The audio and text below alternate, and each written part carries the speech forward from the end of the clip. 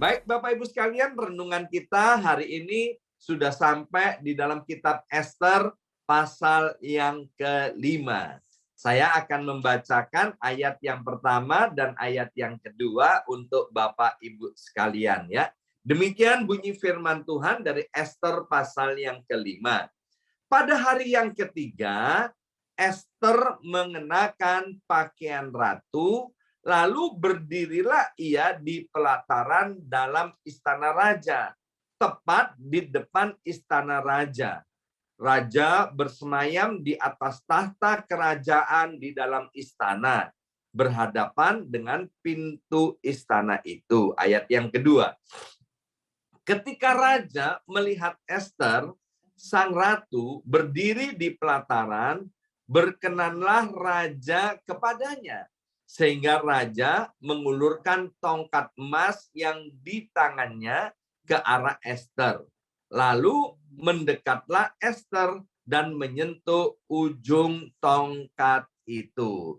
Nah, ayat-ayat yang baru kita baca, Bapak Ibu sekalian, ini mengisahkan bagaimana Ester bersama-sama dengan orang Israel, mereka mengadakan doa puasa, tidak makan, tidak minum selama 3 hari 3 malam. Ya, 72 jam tidak makan, tidak minum. Mengapa Ester dan orang-orang Yahudi berpuasa sedemikian? Karena mereka sedang dalam keadaan bahaya, yaitu Raja Ahasiweros yang sangat berkuasa, yang menguasai banyak wilayah, kurang lebih ada 120 provinsi di dalam kekuasaan Raja Ahasiweros, ya. Itu sudah dikeluarkan suatu keputusan bahwa semua orang Israel, semua orang Yahudi, laki, perempuan, tua, muda, semuanya harus dibunuh. Dan keputusan itu sudah diputuskan dan sudah ditetapkan sehingga tidak bisa dicabut kembali. Ya, sedangkan kita tahu bahwa Ester ini adalah orang Israel, Ester ini adalah orang Yahudi. Maka melalui saudara sepupunya yang bernama Mordekai, Mordekai berkata, Ester, kamu sekarang kan sudah jadi istrinya raja.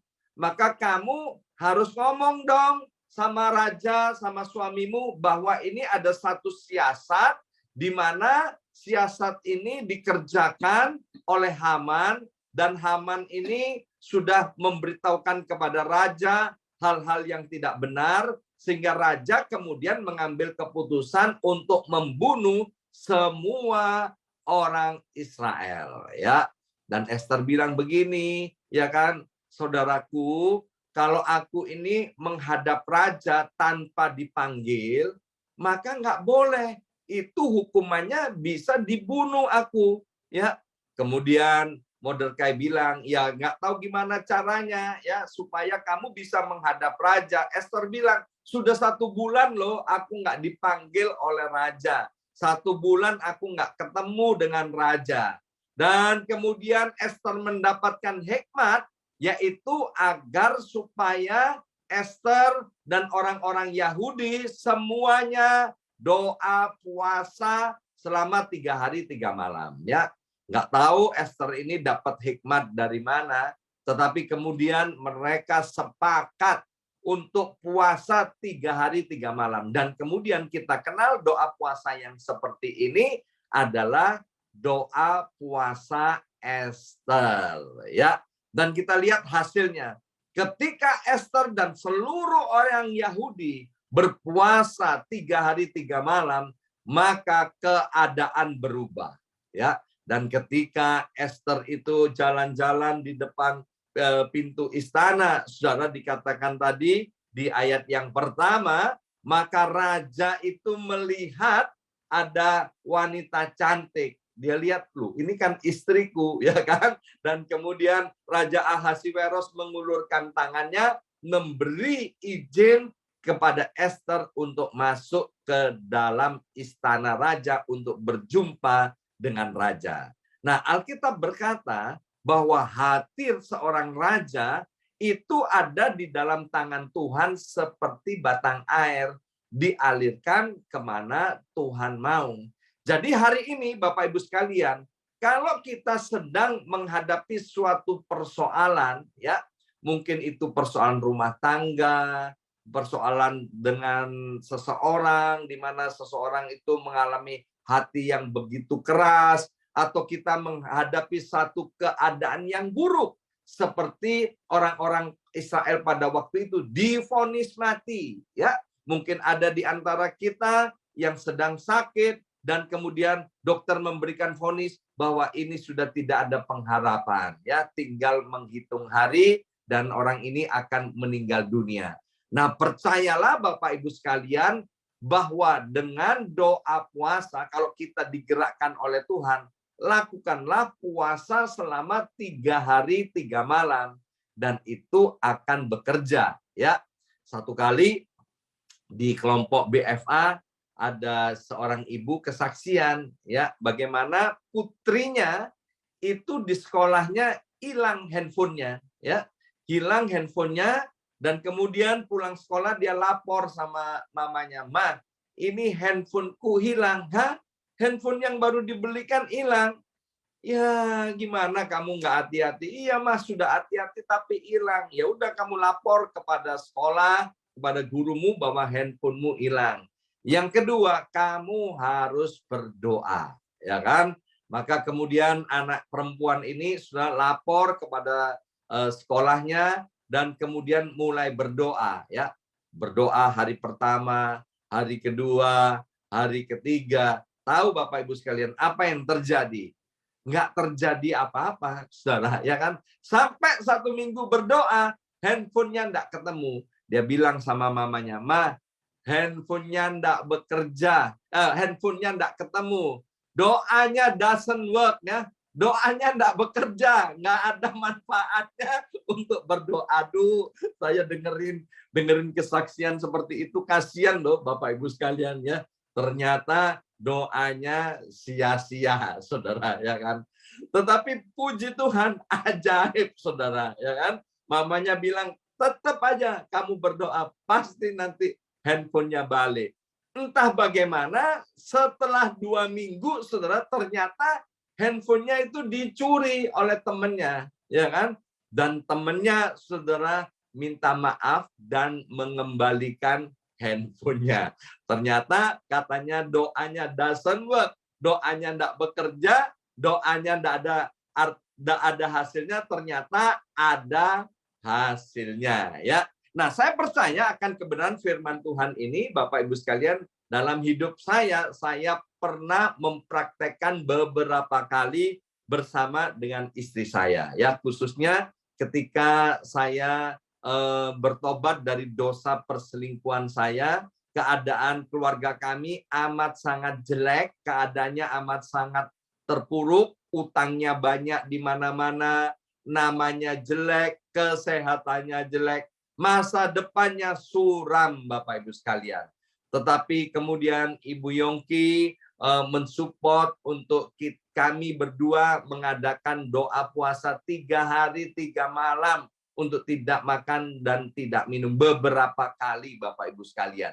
Nah, saya mau cerita, dalam keadaan doa puasa 3 hari 3 malam, ya itu yang paling berat adalah hari yang kedua, Bapak Ibu sekalian. Mulainya itu gampang banget, tapi hari yang kedua kemudian timbul, saudara, itu penglihatan-penglihatan, ya kan? Penglihatan yang aneh-aneh, Bapak Ibu sekalian. Jadi lewat di dapur itu dapat penglihatan Indomie, ya kan?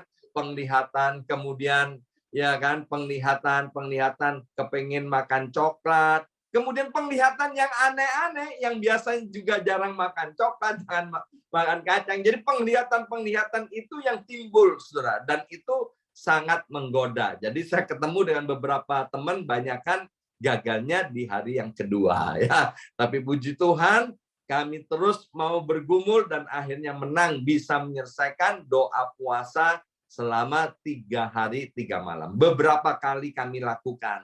Dan apa yang terjadi? Memang Bapak Ibu sekalian, itu luar biasa, terjadi pembalikan keadaan, ya. Di dalam doa puasa 3 hari 3 malam, kita ini bisa lebih dekat kepada Tuhan dan merasa bahwa hidup ini tanpa Tuhan nggak ada artinya apa-apa. Ya, kembali kepada Esther, Bapak Ibu sekalian. Jadi Esther dan kemudian orang-orang Israel melalui doa puasa 3 hari 3 malam mereka merendahkan diri di hadapan Tuhan, saudara. Maka apa yang sudah ditetapkan oleh raja, keputusan yang sebetulnya tidak bisa dicabut kembali, itu bisa berubah, Bapak Ibu sekalian, ya. Bisa berubah. Akhirnya singkat cerita orang-orang Israel itu tidak jadi dihukum mati. Bahkan orang yang merancangkan hukuman mati itu yang kemudian dihukum mati. Dan kemudian orang Israel yang dalam keadaan madesu, masa depan yang suram, tidak punya pengharapan, terjadi pembalikan keadaan. Orang Israel kemudian menjadi jaya, makmur, diberi kedudukan, diberi kuasa, meskipun itu tidak mungkin, ya, ada di negeri asing, tapi orang-orang Israel kemudian menjadi berjaya karena doa puasa 3 hari 3 malam merendahkan diri di hadapan Tuhan. Nah, Bapak Ibu sekalian, dimanapun kita berada, ya, baik kita di Amerika Serikat maupun kita ada di Indonesia. Mari Bapak Ibu sekalian, ya, kalau kita nggak kuat doa puasa 3 hari 3 malam, nggak ada masalah. Tapi kunci daripada semuanya ini, andalkan Tuhan di dalam kehidupan kita. Dalam keadaan yang tidak baik, jangan kita menjauh daripada Tuhan. Ya, ada beberapa orang punya kebiasaan ketika dalam keadaan tidak baik malah jauh daripada Tuhan. Apa Tuhan, ya? Percuma ikut Tuhan, percuma rajin doa, percuma rajin berdoa. Lihat nih keadaanku, lihat nih keadaan keluargaku, lihat ini ke usahaku, lihat ini pekerjaanku, lihat ini keuanganku. Enggak bertambah baik, tapi bertambah buruk. Oh Bapak Ibu sekalian, percayalah, Tuhan Allah kita adalah Tuhan Allah yang maha baik. Amin. Dia sekali-kali nggak pernah punya rancangan untuk hidup kita. Rancangan kecelakaan itu sama sekali tidak ada di dalam pikiran dan rencana Tuhan. Ya, rancangan Tuhan untuk setiap kita adalah rancangan yang baik. Dari Tuhan tidak ada satu produk kejahatan. Kalau hari ini, seperti ditulis dalam kitab Mazmur pasal 23, kita sedang berada atau berjalan dalam lembah kekelaman. Jangan pernah takut. Amin. Sebab Mazmur 23 dengan jelas berkata bahwa Tuhan itu adalah gembala agung kita. Gembala yang baik, yang senantiasa menyertai kita, domba-dombanya. Sekalipun aku berjalan dalam lembah kekelaman, kata pemazmur, aku tidak takut bahaya. Mengapa? Karena Tuhan itu gembala yang baik menyertai kita semua. Aku tidak takut bahaya. Mengapa? Karena tongkat dan gada Tuhan itu yang menghibur aku. Bahkan di dalam Mazmur 23 dikatakan, di depan lawan-lawanku, dia menyediakan hidangan bagiku. Melalui kitab Esther pasal yang kelima, Tuhan mau mengencourage setiap kita di akhir tahun 2021. Tetap rendahkan hatimu di hadapan Tuhan. Andalkan Tuhan di dalam segala keadaan. Kalau keadaan kita tidak baik, akan terjadi pembalikan keadaan yang tidak baik menjadi baik. Dan yang sudah baik akan Tuhan angkat, terus Tuhan promosikan hidup kita. Amin. Mari kita berdoa. Materaikan siap benih kebenaran firman Tuhan, ya Aba, ya Bapa. Kalau pada zamannya Esther, Ahasiveros, Haman, dan Mordekai, Tuhan, terjadi pembalikan keadaan ketika orang-orang Israel merendahkan diri di hadapan Tuhan. Dengan puasa 3 hari 3 malam, kami percaya bahwa Engkau Tuhan Allah yang tidak pernah berubah dulu, sekarang, dan selama-lamanya. Buat setiap kami Bapa untuk terus rendah hati, mengandalkan Tuhan, dan berharap kepada Tuhan. Sebab sebagai penolong dalam kesesakan, Tuhan kami Yesus Kristus sangat terbukti. Dalam nama Yesus kami berdoa. Haleluya. Amin.